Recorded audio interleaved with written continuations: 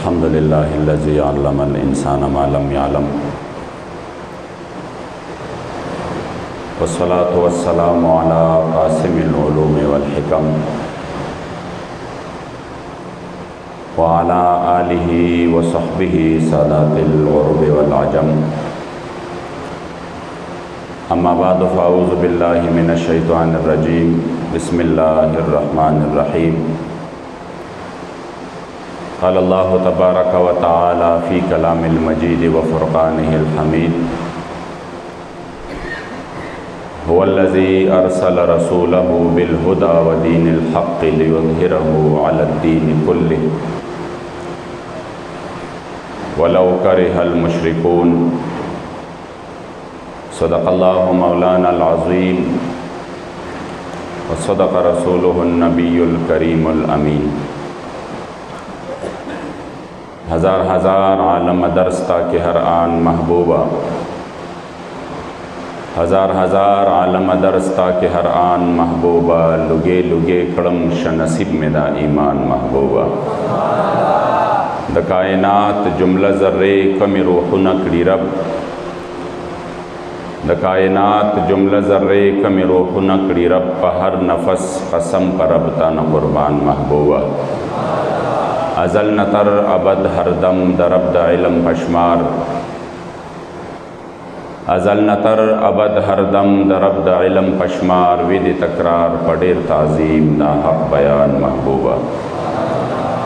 क़ाल अल्लाहु तबारक व तआला फ़ी शान नबिय्यिना मुख़बिरन व आमिरा। इन्नल्लाहा व मलाइकतहु युसल्लूना अलन नबी या अय्युहल्लज़ीना आमनू सल्लु अलैहि व सल्लिमू तस्लीमा। शौक़ व मोहब्बत सर दोस्तान दुरूद शरीफ है।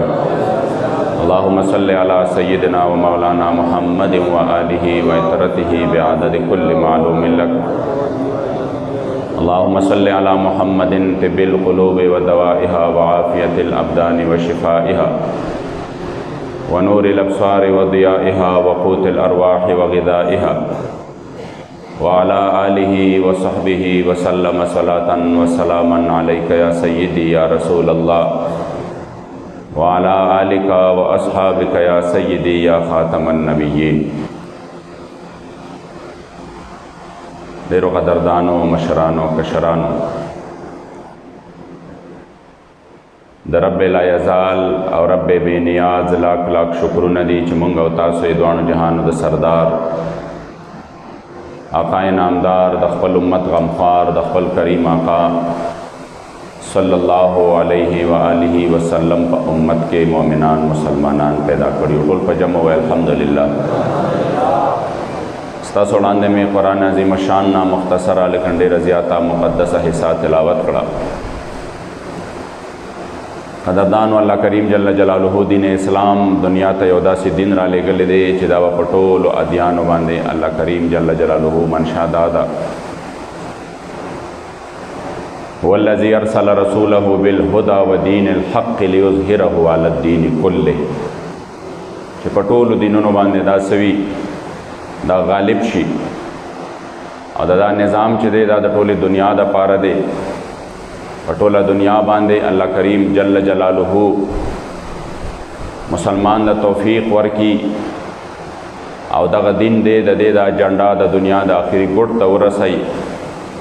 अगरचे मुशरिकान बदा बदगणी मगर दीन इस्लाम रागले दे द टोल इंसानियत द पारा और दे की फ़लाह और कामयाबी दा। अफसोस खबर अदादा च उम्मत मुस्लिमा च ददीता अल्लाह करीम ददगे उम्मत च कम दे ददगे दुनिया द सियादत और द क़ियादत द ज़िम्मेदारी वर करे दा और ददगे उम्मत मुस्लिमा च अल्लाह करीम जल्ल जलालुहु द्वीला ददगे मखलूक खुदा दागी द सरदारे और व्या पदे पाक पदे टोल दुनिया के दगे निज़ाम द पारा अल्लाह जल्ल जलालुहु द्वील दा दुमरा मुबारक निज़ाम वर्कड़े दे दे द पारा चदा नाफिज शी। अफसोस खबर अदादा चनन आगा उम्मत मुस्लिमा په وجود باندې ځای په ځای باندې داسې زخمی دی چې اومې په وجود باندې زخمونه پراته دي، اومې په سوچ او په فکر باندې زخمونه پراته دي. همیشه د پاره دشمن چې حمله کوي هغه په دوه قسمه باندې کوي، یو ظاهر ښکاري یو حمله، او یو چې دا هغه ښکاره باندې خو ښکاري نه، پټه حمله وي خو ډېره خطرناکه وي. کومه چې ظاهري حمله ده هغه د انسان په وجود باندې کیږي، یو انسان ټوپک راواخلي، کوتک راواخلي، تا باندې ډزو کی، ستا خلاف چې کوم دی څه محاذ رایو کی، هغه یو ښکاره حمله ده، هغه انسان ته ښکاري، بیا په هغې کې انسان د خپل دفاع کوشش کوي او خلکو ته معلومات کیږي چې حمله وشوه. بل طرف ته یو داسې حمله ده چې هغه په سوچ باندې وي، هغه په فکر باندې وي، هغه په نظریه باندې وي، چې دا په ښکاره باندې خو ښکاري نه، خو دا د ظاهر د حملې نه ډېره خطرناک ترینه حمله ده. ظاهر حمله کې خو انسان ښکاري چونکې نو هغه خپل څه کوي، هغه خپل حفاظت کوي، خو چې کومه په سوچ باندې حمله وي، په فکر باندې حمله وي، نو دا خو انسان ته ښکاري نه، او چې نه ښکاري نو دا د ټولو نه زیاته خطرناکه وي چې انسان ته تابع نه کوي د دې د مقابلې، او هیڅ هم نشته دی، او منځ کې حالات چې وي ډېر زیات خراب شوي وي. امت مسلمه باندې دواړه قسمه حملې شروع دي. یو حمله د امت مسلمه په وجود باندې شروع ده چې د امت مسلمه وجود ټول زخمی زخمی دی، او دومره زخمی دی چې تاسو وګورئ د عراق نه راواخله، د شام نه راواخله، هغه عراق چې د حجاز مقدس نه بعد د شام د ښکلي مبارک سرزمین حالات وګورئ، د حجاز مقدس نه پس عراق او شام دا هغه ځمکې دي چې دې له الله یو مقام ورکړی دی. د تاریخ په لحاظ سره، د علم په لحاظ سره، د انبیاء کرامو د مسکن او د مدفن په لحاظ سره، د اولیاءو چې کوم دی د هغې ګړ دی، بې شماره اولیاء. یقین وکړئ د عراق داسې مقبرې دي ما کتلې دي په خپله باندې، یو مقبرې ته چې راشو په هغې کې ګرځې، دا مونږ چې دلته کوم درسي کتابونه وایو، دا مونږ چې کوم تفاسیر ګورو، دا مونږ چې کومه خزم ګورې، نو داسې نوم به پکې دویم او دریم نوم به راځي چې هغه به یو مشهور مصنف نومي، هغه به د یو مشهور عالم نومي، هغه به د یو مشهور محدث نومي. دا د هغې په عامو مقبرو کې دا خلک پراته دي، په یو مقبره کې په زرګونه اولیاء پراته دي، ځکه دې ته مهد الاولیاء ویلی شي، ریاض الصالحین ورته ویلی شي. دا د صالحینو دپاره یو باغچه او یو مقبره ده، او داسې مقبره ده چې په یو مقبره کې په زرګونو پراته دي. مګر نن هغه عراق چې کوم دی هغه په وینو کې لت پت پروت دی، هغه شام چې زما جانان مبارک ورته دعا کړې وه، او دا مشهور حدیث دی کریم آقا مبارک کو فرمائے اللہم بارک لنا فی شامنا.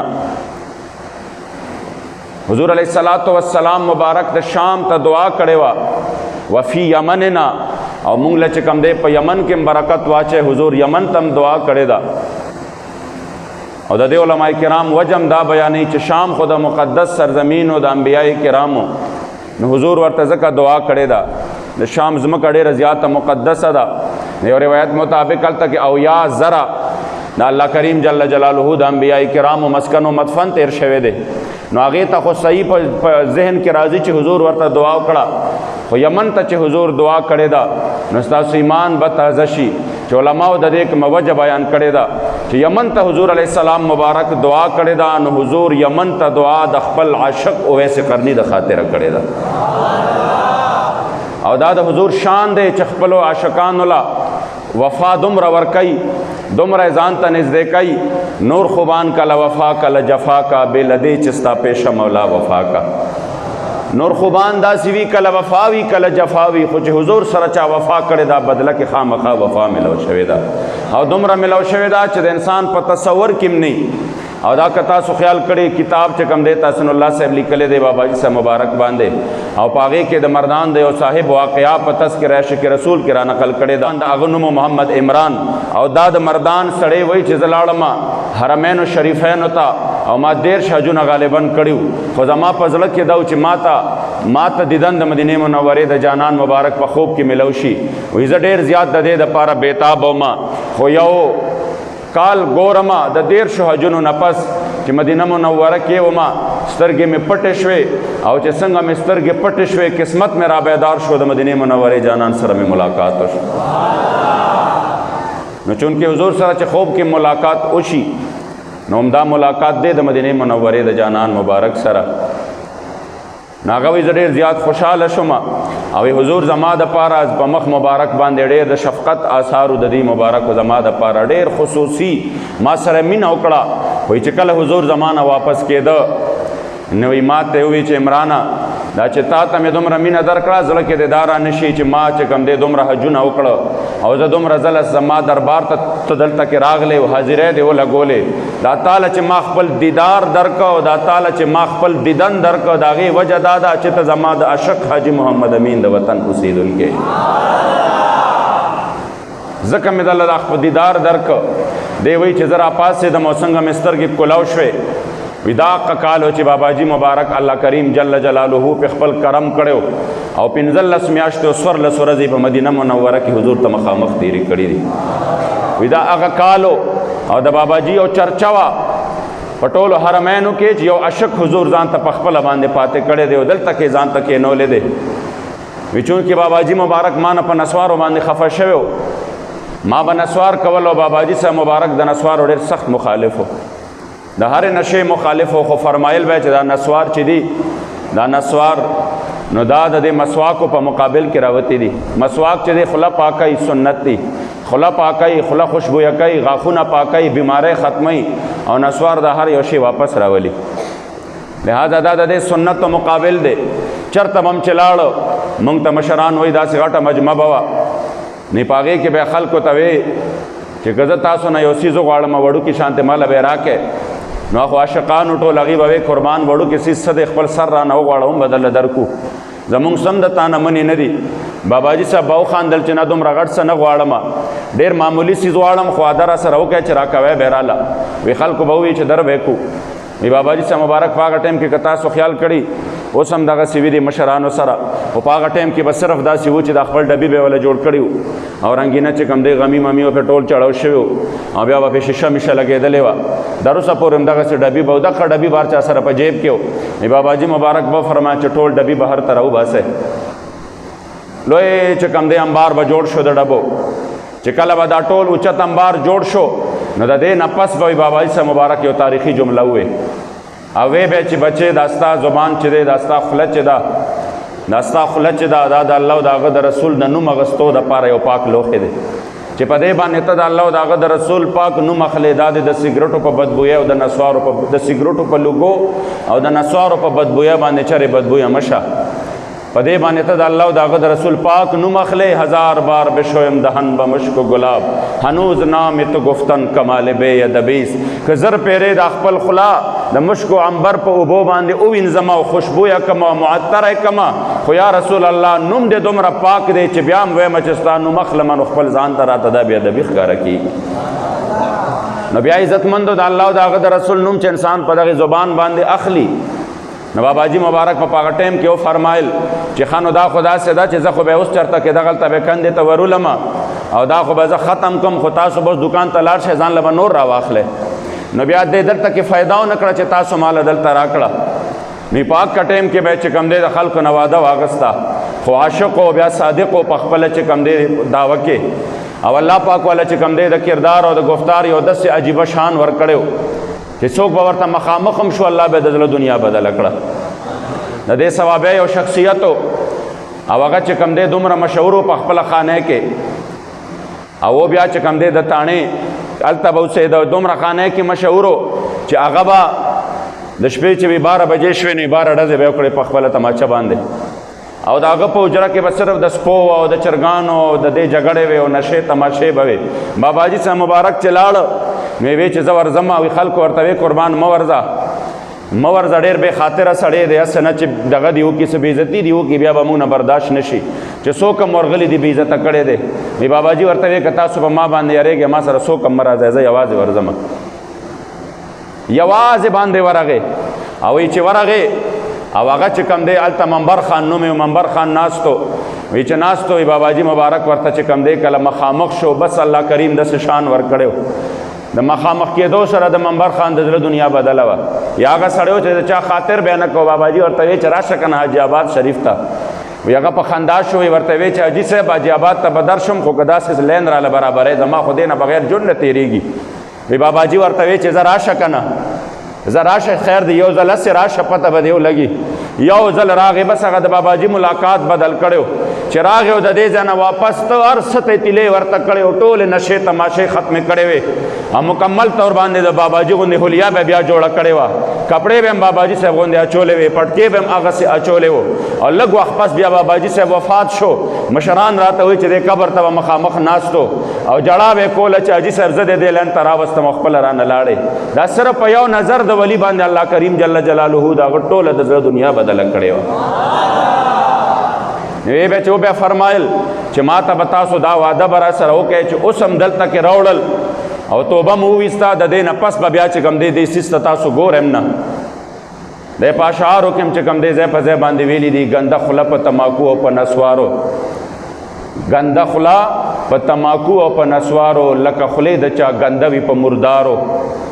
دی چې کوم دی اشعار دی خپل او بار بار به داسې وی چې څه فحاشه څیزونه به یې وکتل هغه وخت کې نوې نوې سنما راغلې وه باباجي مبارک د دې خلاف عظیم جهاد وکړ ځای د شرم و فسق غار د سنما د شیطان ګرم بازار د سنما بېغیرته فاجران ورله ورځي ډېر بې شرمه فاسقان ورله ورځي چې لښکر دی د شیطان ورله ورځي د بې شرمو خلکو کار د سنما اوس لا ښځې ورله بیایي نه شرمېږي په غیرت د دین د سره نه پوهېږي په غیرت د دین د سره نه پوهېږي او مور دی بوره شي نا اهله داسې څنګه شعر دی د بې شرمه خلکو کار دی سنما او د شیطان ګرم بازار دی سنما چې سب هم داسې وه هغې بیا چې کوم دی باقاعده زمونږ په دین کې د اسلام ګیره خریل منع دي زلمی ځان نه کړې بدنام ګیره خریل منع دي دی چې کوم دی د واز او د نصیحت نو د دې باره کې بیا خصوصیت سره دا خبرې کولې خصوصیت سره او وی به چې ګورې دا ګنده خولې چې کوم دی دا په دې څیزونو باندې ګنده نه کوي دا د الله پاک نه سوال دی چې الله پاک زمونږ دغه خولې د سګرټو په لوګو د تماکو چې کوم دی په لوګو او د دغې نسوارو په بدبویه باندې چرې بدبویه نه کي امین ووایه په جمع باندې او چې څوک په عادت دی الله کریم دې ته خلاص کی او په خیر سره دې ته الله پاک خلاص کو یو خبره درته وکم مولا علی قاری چې کوم دی دا یقین وکړئ چې بعضې وخت کې انسان حیران شي نو دې ته حیران شي چې یاره زما آخري خاتمه چې په ایمان سره یو ما ته په آخره کې کلمه نصیب شي خو دغه ما چې کوم دی ګټه ځان سره وکړه مولا علی قاري صاحب د مسواک چې کوم دی څه لیکلي دي د هغې فواید لیکلي دي 15 اتیا او په هغې کې دا فایده لیکلې ده چې د مسواک فایده یوه دا هم ده چې په وخت د مرګ کې په وخت د مرګ کې به انسان چې کله د نزع حالت وي د ځنکدن په وخت کې د مسواک والا ته او دا ټولې د سنتو نه راجمع کړي دي چې د مسواک والا ته به چې څوک مسواک کوي هغه ته به الله په دغه ټایم کې کلمه نصیب کوي او د ده په زبان باندې به کلمه په اسانه باندې راځي او د دې برخلاف چې څوک نشې کوي چې په نشه کې د دې مقابل د مسواک چې دی هغه نسوار دي نو هغه به په دغه وخت کې چې کوم دی کلمه ډېر په سختۍ او په تکلیف باندې په زبان باندې راځي الله کریم جل جلاله دې د دې قهر نه مونږ خلاص کړي په دې وجه باندې عزتمندو وایي زه چې راپاڅېدم او زما سترګې کولو شوې نو باباجي صاحب مبارک چې کوم دی هغه چونکې زما نه خفه و په دې باندې خفګان هم دغه مزه کوي چې د الله او د هغه د رسول دپاره وي چې د ذات دپاره وي دغه خفګان بیا خطرناک دی چې د عقیدې دپاره وي اقه خفګان چې کوم دی هغه څه دی ستا دپاره مې دوستی هم دشمنی دی چا سره بل روزګار نه لرم بیتا دقه خفګان اصل دی نو وی چې راپاڅېدم ګرځېدم چې ومې کته وی مخامخ عاشق رسول را روان دی خپې اب لخپې را روان دی رنگ مبارک چې کوم دی زیړ تښتېدلی دی او گویا کې زبان حال باندې چې کوم دی دا اشعار دی چې کوم یې په خپل کتاب کې لیکلی دی چې د جانان کوڅو کې ګرځم داسې ګڼم جوړ په اسمان ږدم قدمونه محبوب ته ډېر ډېر ملامت شم ژوندی ګرځېږم نه ایرې شم نه ګردونه د یار د وصل ګلستان کې ډېر وارخطا یم تاب د وصل نه لرمه ما ته چې عرش نه پورته ښکاري د یار هغې درشل سره جړا کومه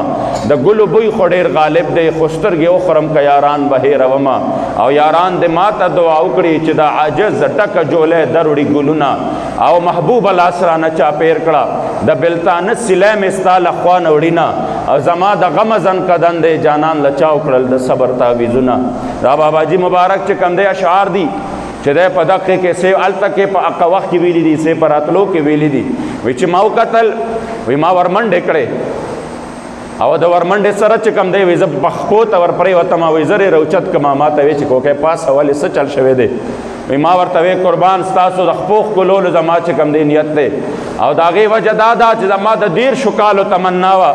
او ما 13 کاله جړاګانې کړې وې ما 13 کاله چې کوم دی تمنا وه هغه تمنا زما نه وه پوره شوې زما د محبوب علیه الصلاة والسلام سره چې بیګا دیدار شوی دی او ستاسو مبارکو چې کوم دی خاطر و برکتو چې زما د دوانو جهانو د سردار مبارک سره بیګا دیدار شوی دی په خوب کې دا عزتمندو صدی نو علماء کرام وجه بیانوي چې حضور شام ته دعا وکړه حضور یمن ته دعا وکړه یمن ته دعا حضور د خپل عشق د خاطره وکړه نو عزتمندو هغه ځمکې چې وګورئ نن یمن ته وګورئ نن هغه عراق عقل العرب ته وګورئ نن چې کوم دی څه چل وګورئ افغانستان نه واخله تر فلسطین پورې هغه مقدس سرزمین د هغې ښکلي خلق نن چې کوم دی هغوی لګیا دي او بهر په خیمو کې جون تیری خپل د خپلو کورونو نه راوستې شوي دي دا خو عزتمندو ظاهري زخم دی په امت مسلمه باندې چې لګېدلی دی بل طرف ته یو باطني ډېر لوی زخم دی هغه دا دی چې مسلمانانو په نظریه باندې یو ډایرکټ حمله ده پاکستان غوندې وطن کې نظام تعلیم په داسې انداز باندې راغلی دی آغا خان بورډ تاسو وګورئ د پاکستان مسلمانانو ته د آغا خان بورډ سویمه ده همدارنګې نصاب تعلیم تاسو وګورئ چې نصاب تعلیم زمونږ کم ځای ته ورسېده والله العظیم انسان حیران پاتې شي چرته بچ د حضرت سیدہ طیبہ طاہرہ فاطمہ الزہرا رضی اللہ تعالی عنہا مبارک تذکرے وے چرته بچ د حضرت عائشہ صدیقہ طیبہ طاہرہ دغه تذکرے وے چرته چې د حضور علیہ السلام د صحابیات تذکرے وے نن الته کې د بلقیس عید تذکرې دي نن الته کې د انګریزانو تذکرې دي نن الته کې چې کم دی د ابن بطوطه تذکرې دي آخر موږ د خپل بچی ته څه ورکول غواړو دی چې غټ شي د په ذهن کې بس وي دا سدي عزتمندو دا هغه حمله ده چې زمونږ استاسو په فکر باندې ده او دا دومره خطرناکه ده چې د دې مقصد دا دی ګوره یو انسان سره په کور کې ټیپ وي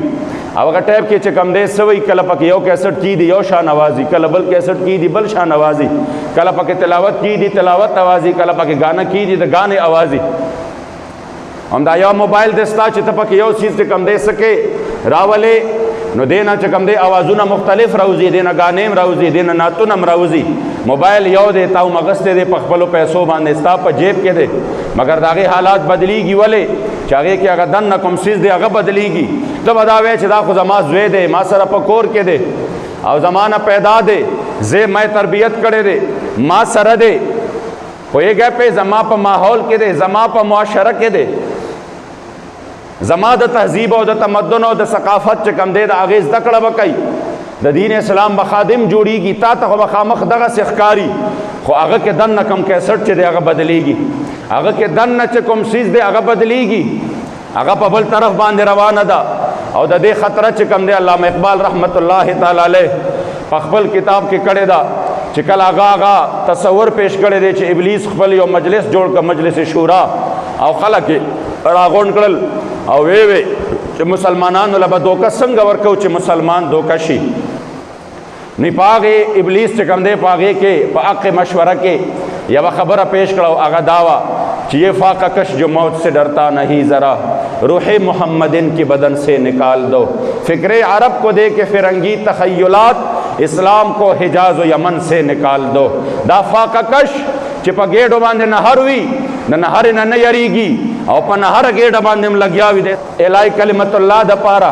دوی په دې خبرو باندې نه یریږي او نه چې کم دی دوی په دې باندې کمزوري کیږي د دوی د کمزورۍ صرف اور صرف یو علاج دی هغه دا چې د دوی د سینو نه د محبوب علیه السلام عشق و محبت را بهر کړي او فکر عرب کو دی کې فرنگی تخیلات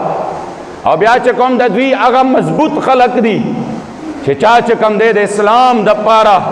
خپل قربانۍ ورکړې وي هغې له فرنګي تخیلات هغې له په خپلو ذهنونو کې د هغې بچوله د مغرب چې کوم دی دغه خبرې هغې په ذهنونو کې ور واچوئ نو څه چل به وشي اسلام کو حجاز و یمن سے نکال دو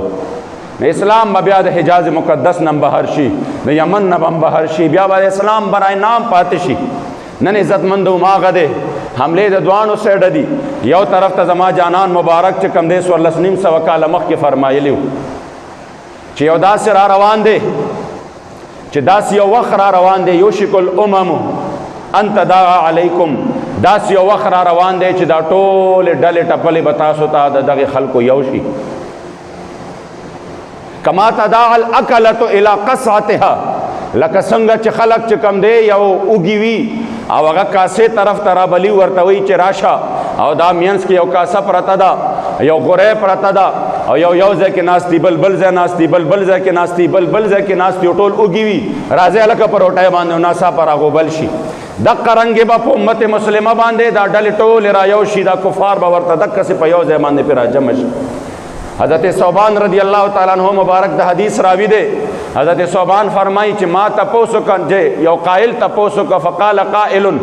ومن قلة نحن یومئذ یا رسول الله، مونږ په دغه ورځ باندې کم یو، د هغې وجه به دا وي چې دوی به په مونږ باندې راغونډ شي. حضور علیه الصلاۃ والسلام مبارک ورته فرمایي لا بل انتم کثیر، نه داسې نه ده، بلکې تاسو به ډېر زیات یې، تاسو به ډېر زیات یې، مګر څه چل به وشي تاسو نه به چې کم دی څه جوړ شي، ولکنکم غثاء کغثاء السیل، تاسو نه به زګ جوړ شي لکه څنګه چې د یو باران او د یو دریاب زګ وي چې لرې نه خو ښکاري ډېر،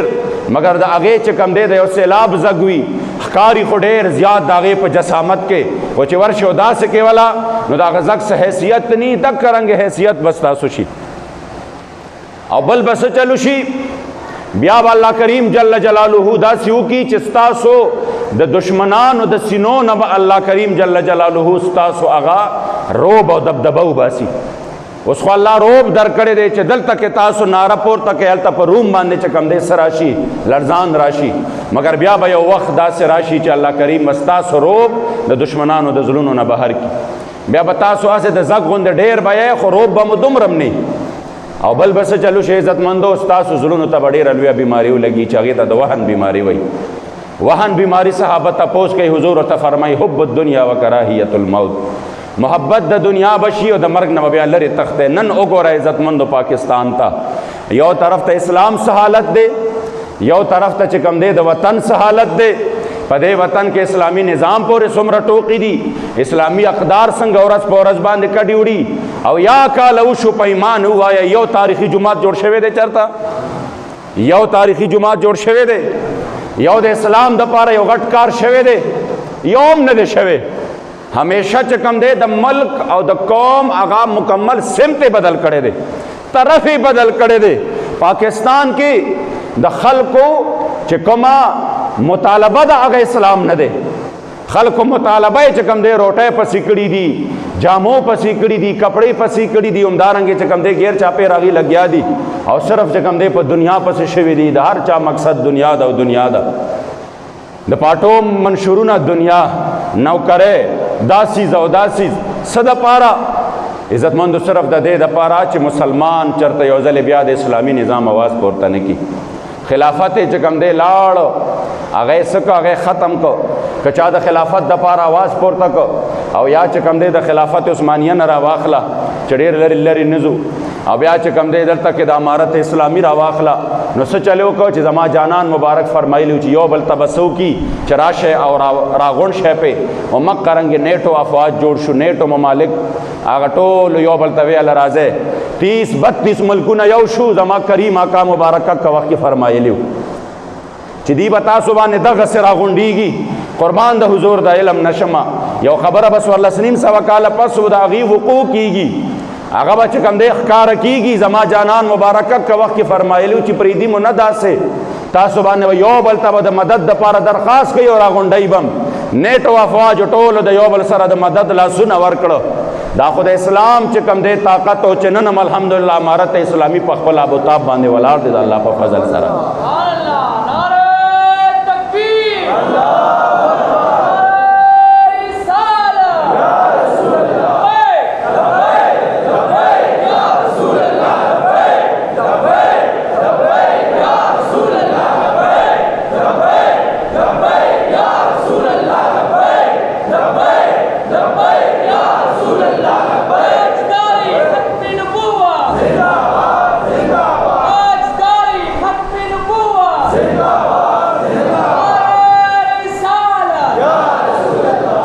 عزتمندو د افسوس خبره ده، څومره د افسوس خبره ده چې مسلمان بیا هم کم از کم حضور درته مخکې چې کم دی هر څه ویلي و درته مخامخ کړي و دا څیز به وي. پکار دا ده چې کریم آقا مبارک د هغې فرامینو په رڼا کې تا ځان دپاره لار غوره کړې وې چې ته په هغې باندې روان شوی وې او ستا چې کم دی په هغې باندې څه شوی وې تعالی الله کریم جل جلاله د دنیا د لږ ژوندون کې خیر در کړی وې او د دنیا باندې تا ټوله دنیا باندې سرداری کړې وې. نن افسوس دا دی چې هغه لاره بدله شوه او بیا د سوچ خبره دا ده. زه خو قسم دی په دې بعضې خبرو باندې مو زړه ته ډېر لوی دک درد او تکلیف میلاو شي چې کله هم د اسلام خلاف خبره راځي په دې وخت کې د اسلام خلاف خبره راځي بیا ټول یو دي، بیا د پاټو هغه دومره شدید ترین اختلاف هم ختم شي. تاسو په کتلي په څو ورځو نه په مندر باندې چې کوم دی خبرې شروع دي. اسلام ابتدا تر اوسه پورې اسلام دپاره خو یې څه ونه کړه، خو د ریاست مدینه په نوم باندې تاسو یقین وکئ او دا خبره به وخت ثابته او ثابته شوې ده او بار بار یې ویلي دي چې دوی صرف د ریاست مدینه دا نوم چې استعمالوي دا د میثاق مدینه دپاره کوم کې چې د یهودو سره څه شوی وه د هغې سره په هغې کې معاهدې شوې وې. دوی وایي چې لکه مونږ چې دا نوم استعمالو نورې خبرې د اسلام دپاره نه، خو مونږ به په دې وطن کې یهود مضبوطه و ځکه چې په مدینه منورې کې اول د میثاق مدینه په کم وخت کې چې د یهودو سره د اسلام اوایلو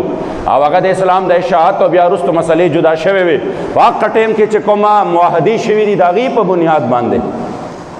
مونږ به دې له په دې وطن کې څه ورکوو. نو دا خبرې چې کوم دی فلسطین والا هم داسې کوله،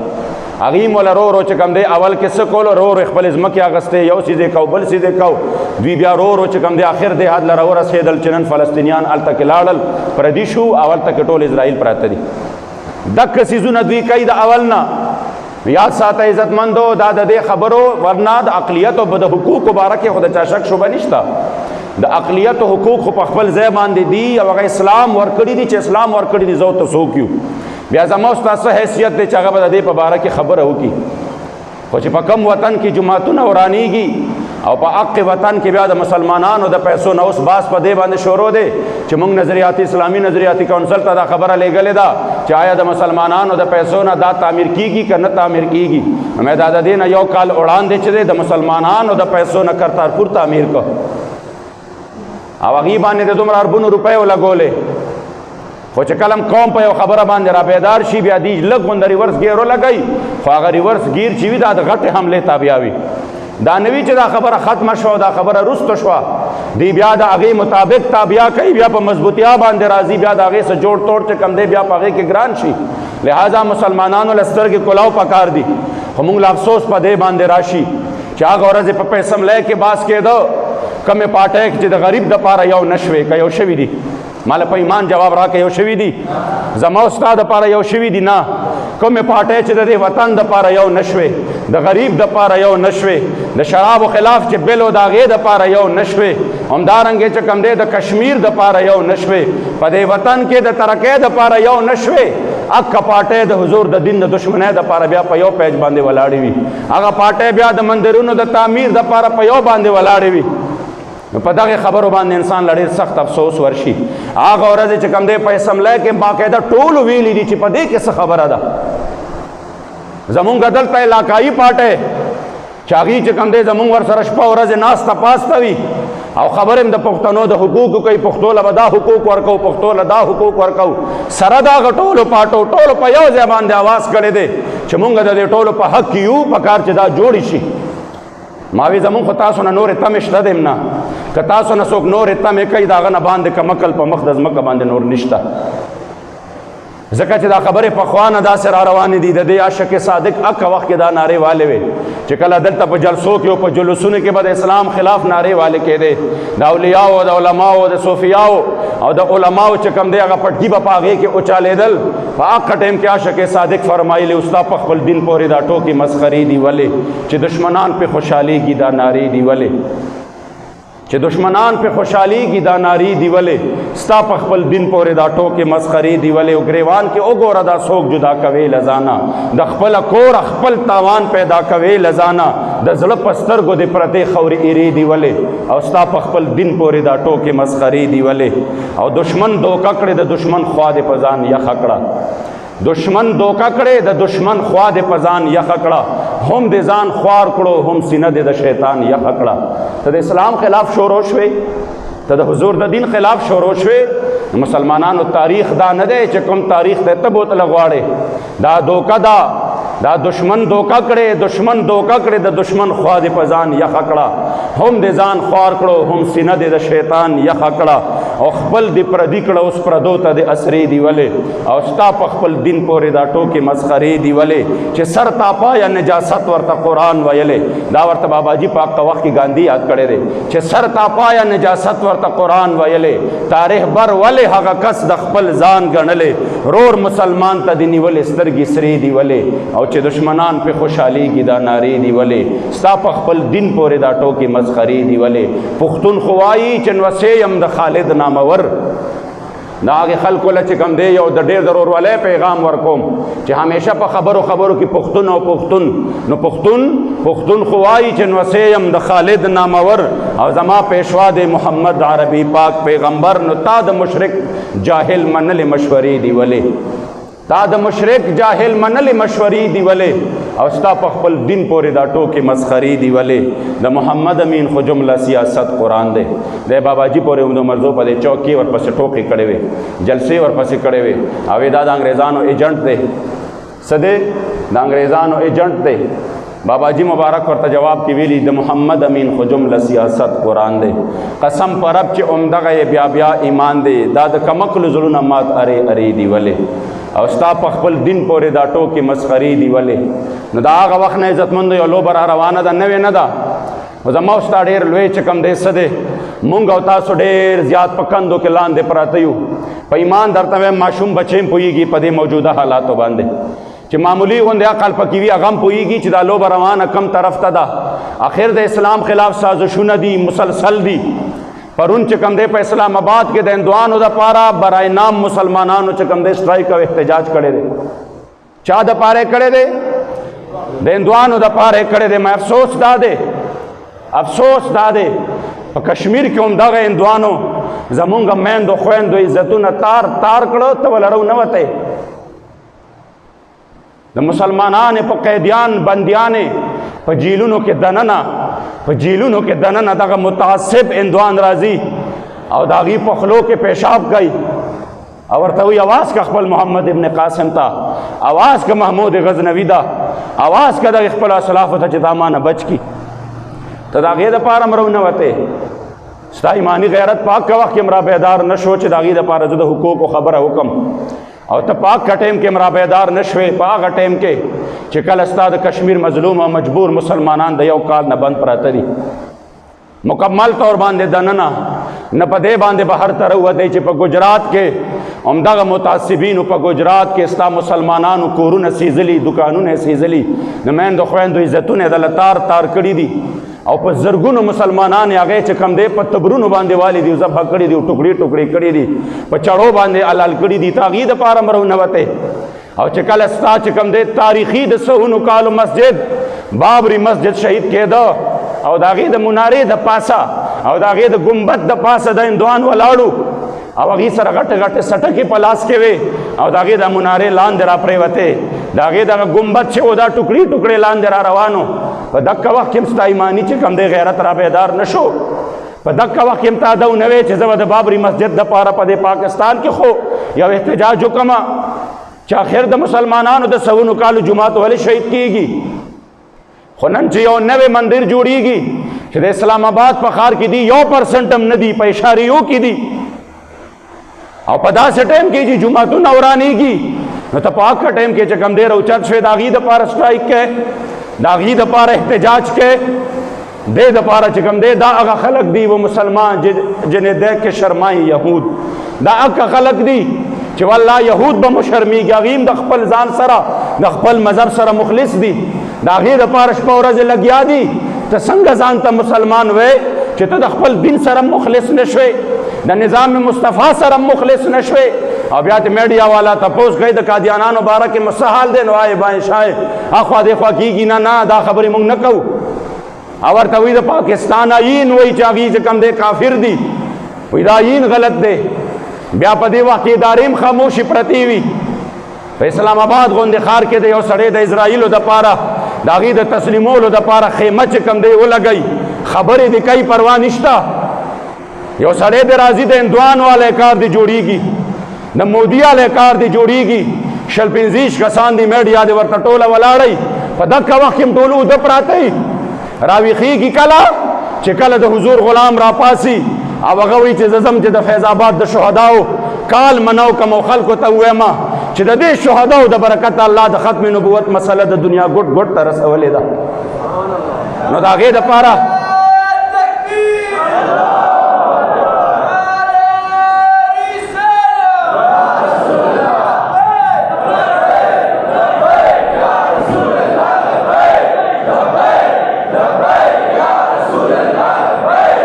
ځکه عزتمندو نن بس وخت ختم دی، زه خبره ختمومه. څومره د افسوس خبره ده، دغسې خلکو ته بیا کوریج هم میلاویږي، دغسې خلک بیا چې کوم دی څه کېږي او چې چا د دغه نظام خبره وکړه هغه دیشګر شي، په هغه باندې بیا د 780 پرچې لګي. تر څو عزتمندو چې دا حالت مونږ په خپله باندې نه بدل کړی. په دې وطن کې خو انسان چې غیر چاپیره ګوري او بیا د اسلام موجوده حالت ته ګوري، ما ته بار بار دا شعر چې کوم دی د باباجي په یاد کې راځي او زه بار بار ځکه وایم چې ستاسو یاد شو دا درد بل ته بیان کړئ. خلکه چې په پاک الله او په پاک رسول ډېر ګران دی، نن هغه اسلام غریب شو ځکه مې زړه وران دی. او خلکه چې د نور په شان سرګند په کل عالم کې و، دور د عزت په عرب هم په عجم کې و، نن په درست جهان کې عاجز هغه دین ذیشان دی.